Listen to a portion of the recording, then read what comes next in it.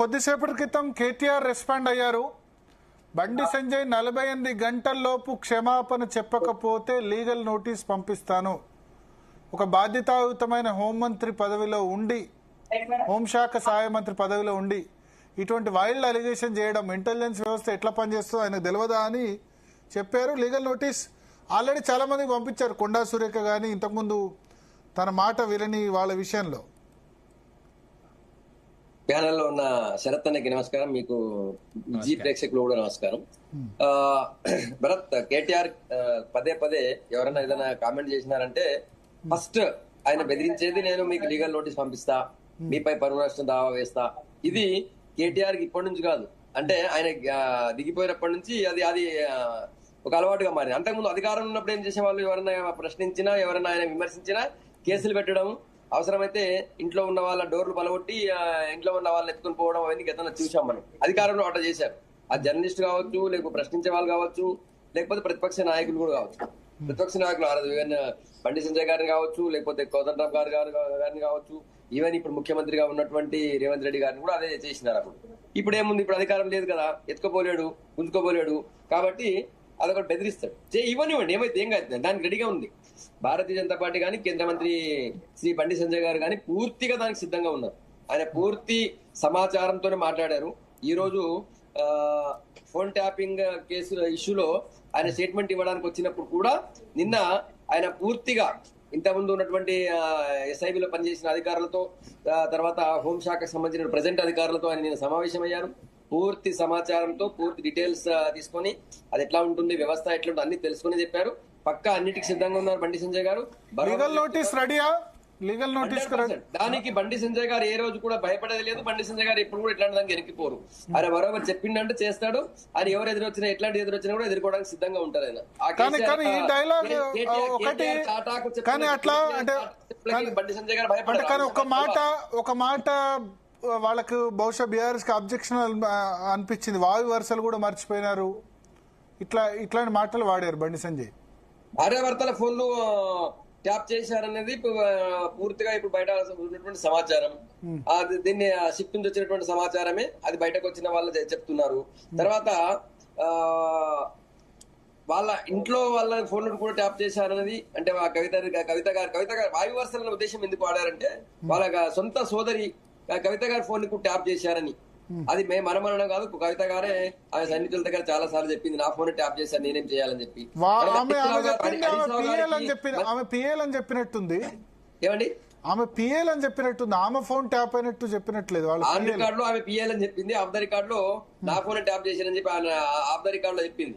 అది ఎందుకంటే on record మాట్లాడితే వాళ్ళకి ఫ్యామిలీకి వాళ్ళకి చాలా ఇబ్బందికరంగా ఉంటుందని చెప్పి చాలా జాగ్రత్తగా బయట చెప్పారు.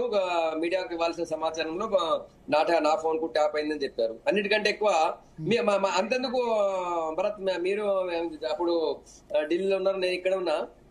1 year దాకా మంత్రి పదవి రానంత వరకు హరీష్ రావు ఎవరి ఫోన్ కూడా డైరెక్ట్ గా మాట్లాడలేదు. వాట్సాప్ కాల్, అది కూడా వేరే వాళ్ళ ఫోన్ లో నుంచి మాట్లాడేవారు.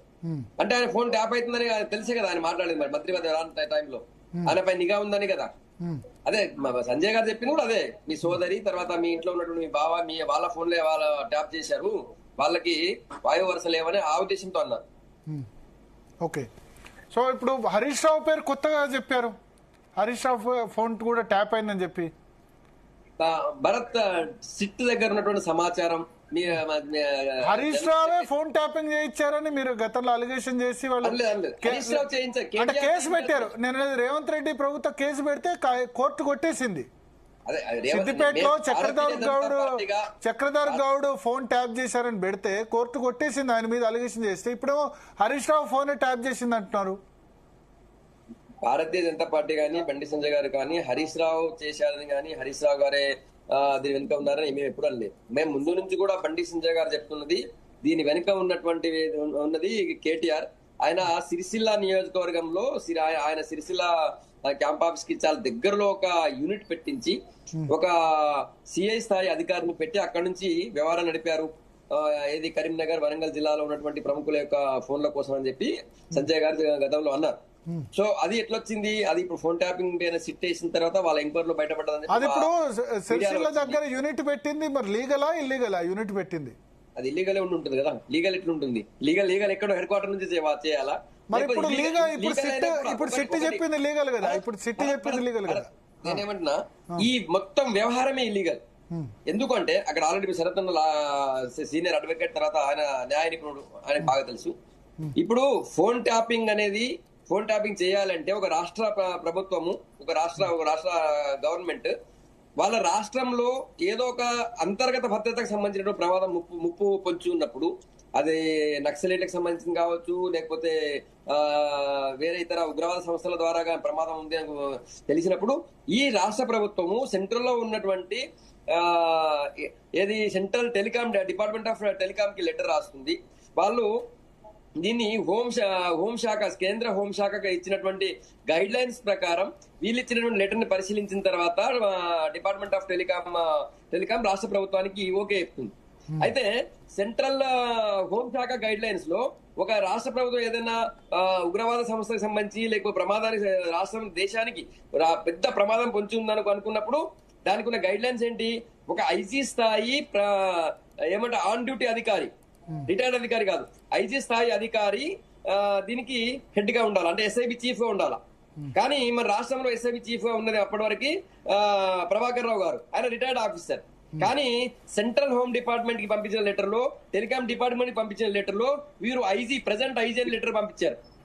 అది ఎంత ఇల్లీగల్? అది తెలిపి అంతకంటే దుర్మార్గం ఉంటుంది ఇంకా? అదే పెద్ద ఇల్లీగల్. నేనంటే ఈ మొత్తం ఈ కార్యక్రమం మొత్తమే ఇల్లీగల్ గా చేశారు.